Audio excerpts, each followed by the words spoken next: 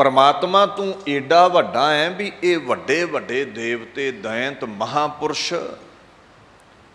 अजमतां दे मालक सिद्ध जन तैनू केवल तिल मात्र ही गा सके ने।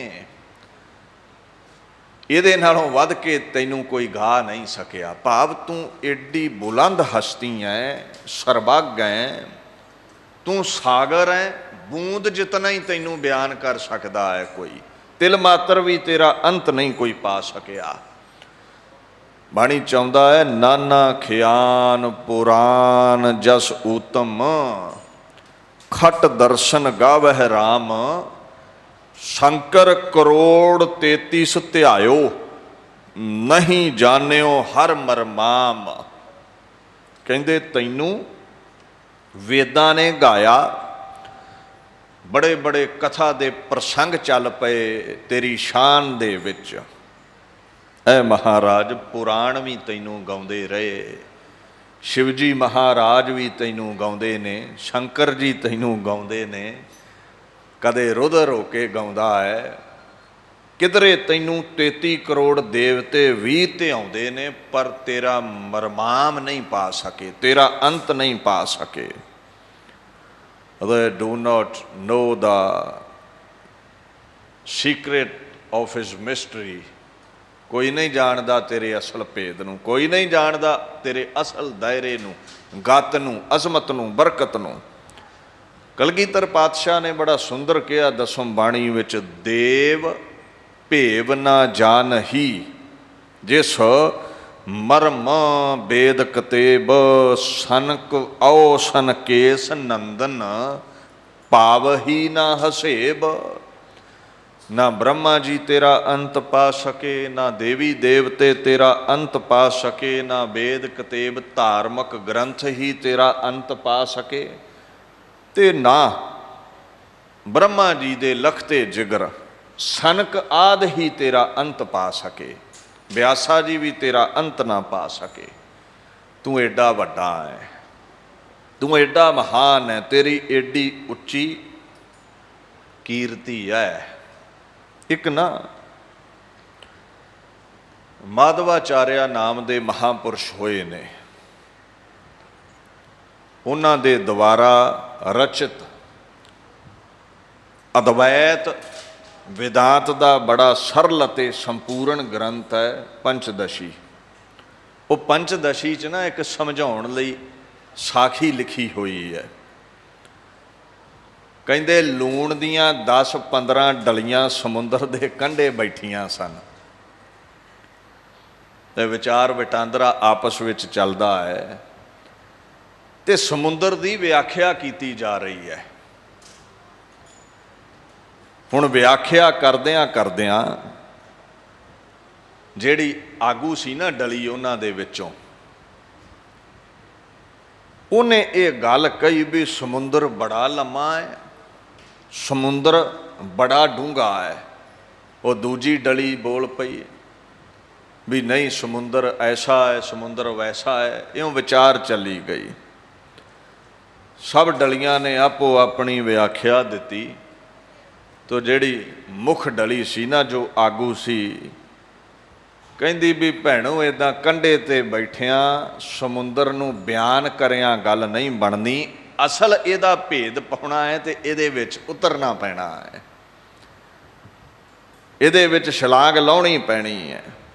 मैं जानी हाँ सागर विच, तुसीं मेरी उड़ीक करियो कंढे बह के, ते मैं गहराई की है, लंबाई की है, चौड़ाई की है, तुहानू वापस आके दसांगी। डली ने मारी सागर विच छाल, सागर दा हो गई रूप। तो विद्वान लिखदा है भी जड़ियां कंढे बैठियां लूण दियां डलियां ने, हज़ारां साल लंघ गए ने, वो ढीक रहीआं ने भी कदों मुड़दी है, कदों वापस आके सागर दा भेद दसेगी। कल आवेगी, परसों आवेगी, किसे दिन ते वो आवेगी। कितना गहरा है, कितना लंबा है, कितना चौड़ा है, कुछ तो बयान करेगी ना। ते जां सोचदियां ने भी वो शर्मसार हो गई होनी है, उन्हें दावा ज़्यादा वड्डा कर लिया सी, सागर ओडा होना नहीं है। ਤੇ ਜਾਂ ਸਾਗਰ ਉਹਦੇ ਦਾਵੇ ਨਾਲੋਂ ਵੱਡਾ ਹੋਵੇਗਾ ਜਿਸ ਨੂੰ ਮਾਪ ਨਹੀਂ ਸਕੀ। ਉਹਨੇ ਕਿਹਾ ਸੀ ਮੈਂ ਮਾਪ ਕੇ ਆਵਾਂਗੀ, ਨਾ ਮਾਪ ਸਕੀ, ਇਸ ਕਰਕੇ ਸ਼ਰਮਸਾਰ ਹੋਈ, ਹੁਣ ਵਾਪਸ ਨਹੀਂ ਆ ਰਹੀ। ਤੇ ਉਹ ਦੂਜੀਆਂ ਡਲੀਆਂ ਕਹਿੰਦੀਆਂ ਵੀ ਚਲੋ ਭੈਣੋ ਆਪਾਂ ਖੋਜ ਕੱਢ ਲੈਨੇ ਆ ਵੀ ਉਹਦਾ ਦਾਵਾ ਝੂਠਾ ਹੈ ਕਿ ਸੱਚਾ ਹੈ, ਉਹਨੂੰ ਲੱਭ ਲੈਨੇ ਆ। ਤੇ ਉਹ ਵਿਦਵਾਨ ਕਹਿੰਦਾ ਹੈ ਉਹ ਦੂਜੀਆਂ ਡਲੀਆਂ ਵੀ ਅੱਜ ਤੱਕ ਵਾਪਸ ਨਹੀਂ ਮੁੜੀਆਂ। ਇਹਨੂੰ ਪਤਾ ਬਾਣੀ ਨੇ ਕੀ ਕਿਹਾ ਹੈ? ਸਾਗਰ ਅਗੰਮ ਹੈ, ਸਾਗਰ ਅਥਾਹ ਹੈ। ਬੰਦੇ ਦੀ ਹਸਤੀ, ਕਵੀ ਦੀ ਹਸਤੀ, ਸਤਿਪੁਰਸ਼ਾਂ ਦੀ ਹਸਤੀ ਲੂਣ ਦੀ ਡਲੀ ਨਾਲੋਂ ਵੱਧ ਕੇ ਨਹੀਂ ਹੈ ਜੋ ਉਹਦਾ ਅੰਤ ਪਾ ਸਕੇ। ਬਾਣੀ ਕਹਿੰਦੀ ਹੈ ਕਿਆ ਹਮ ਜੀ ਜੰਤ ਬੇਚਾਰੇ, ਬਰਨ ਨਾ ਸਾਕੈ ਹੈ ਏਕ ਰੋਮਾਈ, ਬ੍ਰਹਮ ਮਹੇਸ਼ ਸਿੱਧ ਮੁਨ ਇੰਦਰਾ, ਬੇਅੰਤ ਠਾਕੁਰ ਤੇਰੀ ਗਤ ਨਹੀਂ ਪਾਈ।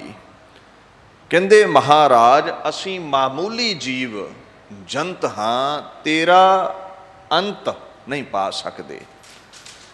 ਬੰਦੇ ਦੇ ਸਰੀਰ ਤੇ ਕਹਿ ਦਿੰਦੇ ਨੇ ਵੀ ਕਰੀਬਨ 7 ਕਰੋੜ ਰੋਮ ਹੁੰਦੇ ਨੇ, ਗਿਣਤੀ ਤੇ ਨਹੀਂ ਹੈ, ਅੰਦਾਜ਼ਨ ਕਹਿ ਦਿੰਦੇ ਨੇ ਵਿਦਵਾਨ।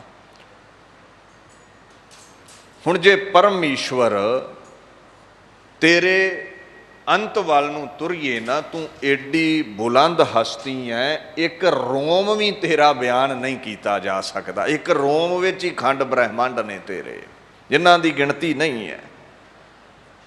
ਅਸੀਂ ਤੇਰਾ ਅੰਤ ਨਹੀਂ ਪਾ ਸਕਦੇ। I cannot describe one of your hairs, ਇੱਕ ਰੋਮ ਵੀ ਤੇਰਾ ਗਾ ਸਕੀਏ, ਇਹ ਸਾਡੀ ਔਕਾਤ ਨਹੀਂ ਹੈ।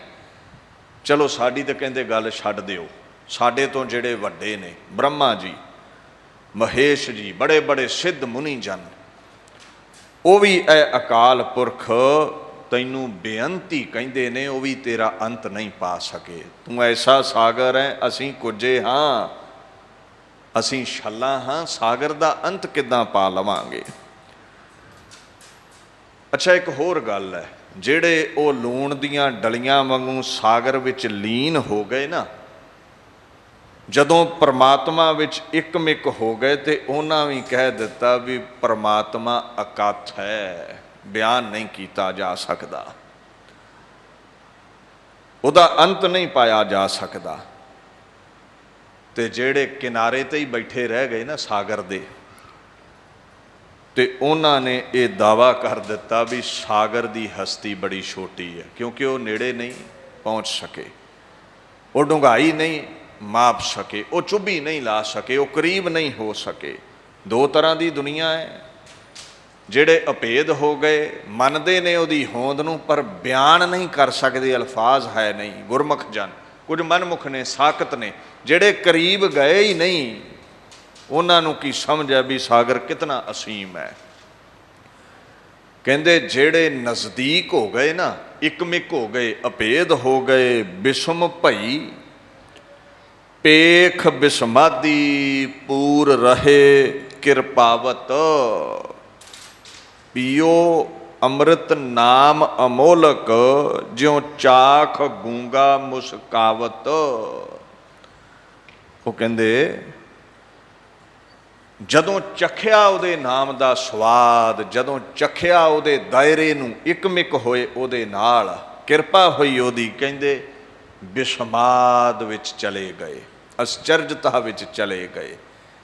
ਏਡਾ ਵੱਡਾ ਸੀ, ਇਤਨਾ ਮਹਾਨ ਜਸ ਸੀ ਉਹਦਾ, ਰਸਨਾ ਦੇ ਕੋਲ ਅਲਫਾਜ਼ ਹੀ ਨਾ ਰਹੇ ਉਹਨੂੰ ਗਾ ਕੇ ਬਿਆਨ ਕਰ ਸਕੀਏ।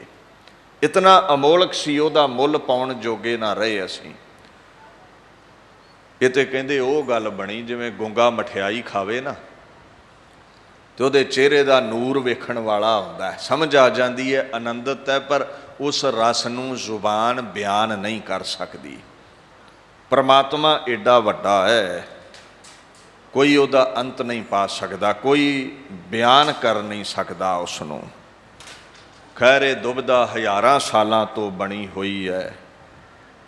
ਕੋਈ ਕਹਿੰਦਾ ਰੱਬ ਹੈ, ਕੋਈ ਕਹਿੰਦਾ ਹੈ ਨਹੀਂ। ਕਹਿੰਦੇ ਜੇ ਮੰਨਣਾ ਹੈ ਨਾ ਉਹਦਾ ਰਸ, ਤੇ ਸਾਗਰ ਵਿੱਚ ਚੁੱਭੀ ਲਾ ਦੇ। ਸਾਗਰ ਵਿੱਚ ਇੱਕਮਿਕ ਹੋ ਜਾ, ਪਰਮਾਤਮਾ ਦੇ ਗੀਤ ਗਾਇਆ ਕਰ। ਜਿਹੜਾ ਉਹਦੇ ਗੀਤ ਗਾਉਂਦਾ ਹੈ ਉਹਦਾ ਰੂਪ ਹੋ ਜਾਂਦਾ ਹੈ। ਅੱਛਾ, ਇਹ ਵੀ ਗੱਲ ਮੈਂ ਕਹਿ ਦੇਵਾਂ, ਜਬ ਹਮ ਹੋਤੇ ਤਬ ਤੁਮ ਨਾਹੀਂ, ਅਬ ਤੁਮ ਹੋ ਹਮ ਨਾਹੀਂ, ਅਬ ਹਮ ਤੁਮ ਏਕ ਭਏ ਹੈ, ਏਕੈ ਦੇਖਤ ਮਨ ਪਤਿਆਹੀ। ਕਹਿੰਦੇ ਦੇਖੋ, ਜਿੰਨਾ ਚਿਰ ਮੈਂ ਹੈ ਓਨਾ ਚਿਰ ਤੇਰੇ ਦਾਇਰੇ ਬਾਬਤ ਸਮਝ ਨਹੀਂ ਪਵੇਗੀ। ਜਿੰਨਾ ਚਿਰ ਹੰਗਤਾ ਹੈ, ਮਮਤਾ ਹੈ, ਓਨਾ ਚਿਰ ਪਰਮੇਸ਼ਵਰ ਤਾਈਂ ਪਹੁੰਚ ਨਹੀਂ ਬਣੇਗੀ। ਤੇ ਕਹਿੰਦੇ ਜਦੋਂ ਹੰਗਤਾ ਮਿਟ ਗਈ, ਹੰਕਾਰ ਮਿਟ ਗਿਆ, ਮੈਂ ਮਿਟ ਗਈ, ਤੂੰ ਹੀ ਤੂੰ ਦੇ ਨਾਅਰੇ ਰਹਿ ਗਏ, ਤੂੰ ਹੀ ਤੂੰ ਦੀ ਕੀਰਤੀ ਰਹਿ ਗਈ, ਅਸੀਂ ਤੂੰ ਹੀ ਤੂੰ ਗਾਉਣਾ ਸ਼ੁਰੂ ਕਰ ਦਿੱਤਾ। ਕਹਿੰਦੇ ਉਸ ਦਿਨ ਅਕਾਲ ਪੁਰਖ ਵਿੱਚ ਅਭੇਦਤਾ ਮਿਲ ਗਈ, ਇੱਕਮਿਕ ਹੋ ਗਏ, ਚਿੱਤ ਪਤੀਜ ਗਿਆ ਵੀ ਵਾਕਿਆ ਹੀ ਉਹ ਵੱਡੀ ਅਜ਼ਮਤ ਹੈ, ਵੱਡੀ ਤਾਕਤ ਹੈ। ਤੇ ਮਹਾਰਾਜ ਕਹਿੰਦੇ ਨੇ ਜਿਉਂ ਇੱਕਮਿਕ ਹੋਏ ਉੱਥੇ ਮੈਂ ਮਿਟ ਗਈ, ਉੱਥੇ ਤੂੰ ਹੀ ਤੂੰ ਰਹਿ ਗਿਆ। ਉਹਨੂੰ ਬਿਆਨ ਨਹੀਂ ਕੀਤਾ ਜਾ ਸਕਦਾ। ਇੱਕ ਗੱਲ ਦਾ ਖਿਆਲ ਰੱਖਿਓ, ਕੋਈ ਮੇਰੇ ਸਾਵੇਂ 10-15 ਫੁੱਟ ਤੇ ਇਨਸਾਨ ਖਲੋਤਾ ਹੋਵੇ ਨਾ, ਤੇ ਮੈਂ ਉਹਦੇ ਨੈਣ ਨਕਸ਼ ਬਿਆਨ ਕਰ ਸਕਦਾ ਹਾਂ।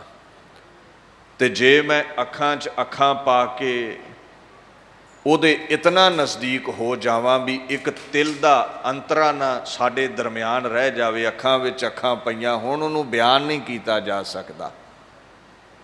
ਉਹ ਨਜ਼ਰ ਹੀ ਨਹੀਂ ਆ ਰਿਹਾ, ਉਹਦੇ ਵਿੱਚ ਅਭੇਦ ਹੋ ਗਏ। ਜਿਹੜੇ ਖੁਦਾ ਨਾਲ ਇੱਕਮਿਕ ਹੋਏ, ਨਜ਼ਦੀਕ ਚਲੇ ਗਏ, ਗੂੰਗੇ ਵਾਂਗੂ ਆਨੰਦ ਤੇ ਹੈ ਚਿਹਰੇ ਤੇ ਮਠਿਆਈ ਖਾਣ ਵਾਲਾ, ਪਰ ਬਿਆਨ ਨਹੀਂ ਕਰ ਸਕੇ।